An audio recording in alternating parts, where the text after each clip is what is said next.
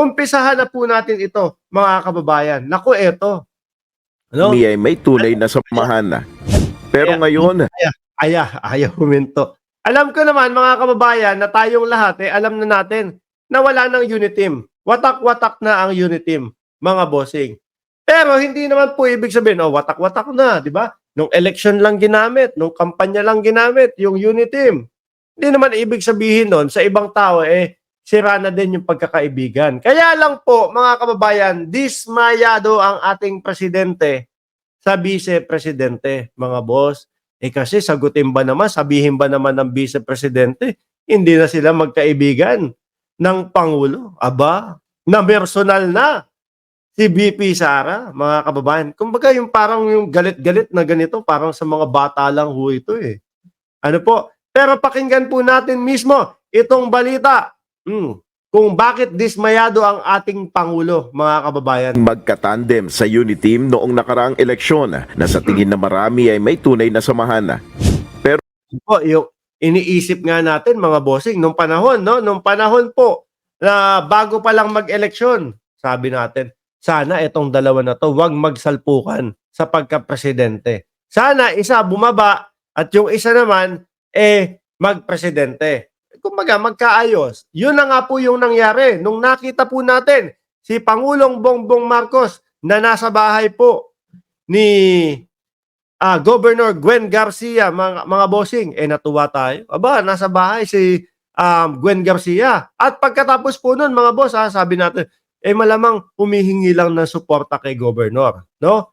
Para sa Cebu, para sa Kabisayaan. Yan. Mga ilang minuto, ibinalita, lumapag. Si Inday Sara Duterte, meron pa siyang suot doon, pag ganun. Sara All. Sabi ko, naku po, si Inday Sara, nasa Cebu na din. Malamang sa alamang to, mag-uusap na. Tapos na ang laban. Aminin nyo yan, tuwan-tuwa tayong lahat nun. Sabi natin, tapos na ang laban. Sabi pa nga natin, pagkatapos ni Pangulong Bongbong Marcos, 2028, si BP naman, si Inday Sara naman ang patatakbuhin bilang presidente. Ayan! Yung pala, hindi. Yung pala, magmamadali sila na agawan ng posisyon ang ating Pangulo. Kaya lang po, mga kababayan, hanggang ngayon, hindi pa din po nila naisakatutuparan yung pangaagaw nila ng pwesto sa Pangulo. Back up ng Pangulo ang taong bayan Majority ng mamamayang Pilipino naka-back up po sa Pangulo para hindi po agawin ang kanyang panunungkulan sa pagka-presidente. Ito, ituloy natin ngayon, magkahiwalay na ng landas sina Pangulong Ferdinand Marcos Jr. at Vice President Sara Duterte. Ayon sa Pangulo, nadismaya siya nang malamang sinabi ni VP Duterte na hindi na sila magkaibigan. Hindi na magkaibigan. Sakit nun, Ikaw, umaasa ka pa na magkaibigan kayo, tapos doon sa isa, hindi na pala. Mga kababayan. Kung ano-ano yung paggawa mo ng pagtatanggol sa kanya, Kaming mga mamamayang Pilipino, sumisigaw na, BP, pakibitawan na yung position mo sa Department of Education.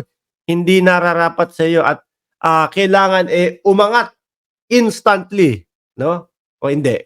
Umangat ng mabilisan yung edukasyon ng Pilipinas. Yun yung isinisigaw natin.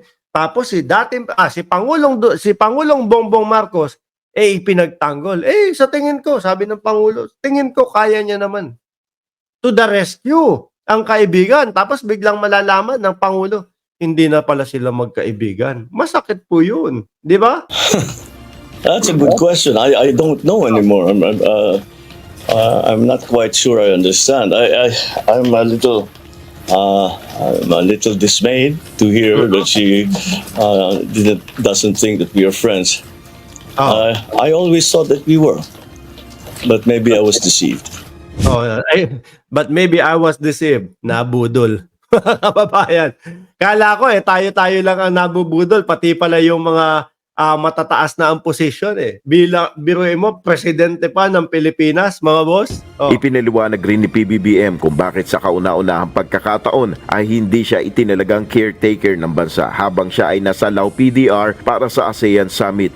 Ayon kay Ikaw nga sabi sa iyo hindi ka na kaibigan, ipagkakatiwala mo pa din ba ang Pilipinas? Tas nakikita mo na binabanatan ka na kaliwat kanan, mga kapatid, tatay, pati ang vice presidente binabanatan ka na.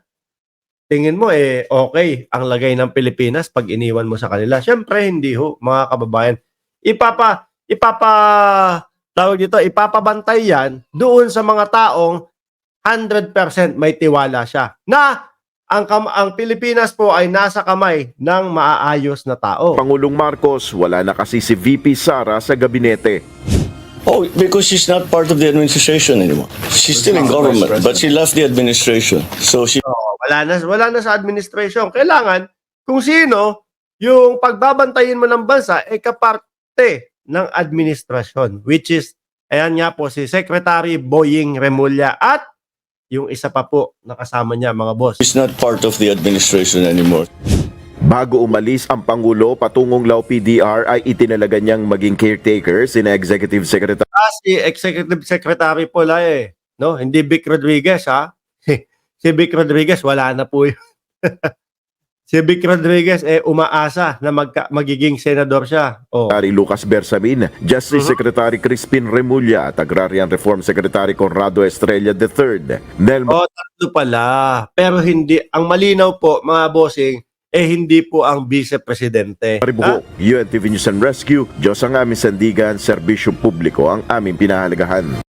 Ngayon po kasi, mga kababayan, yung mga nakikita nating kilos kay BP Sara, yung mga nakikita nating mga sagot ni BP Sara, parang sabi ko, parang hindi pa handa maging presidente to.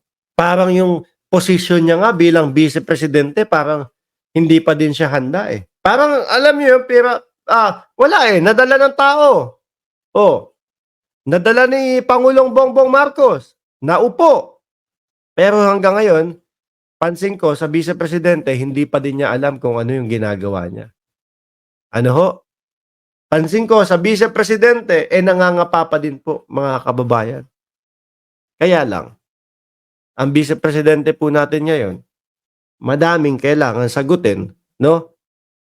Madaming kailangan malaman ang taong bayan na sagot galing sa kanya. Wag niyo nang isingit yung yung sa West Philippine Sea. Alam niyo naman na walang sagot ang vice-presidente diyan. No comment na nga Wag niyo na isingit 'yun. Tanggapin na natin na walang komento ang vice-presidente para doon. Okay? So dumako tayo, mga kababayan. Ako eto.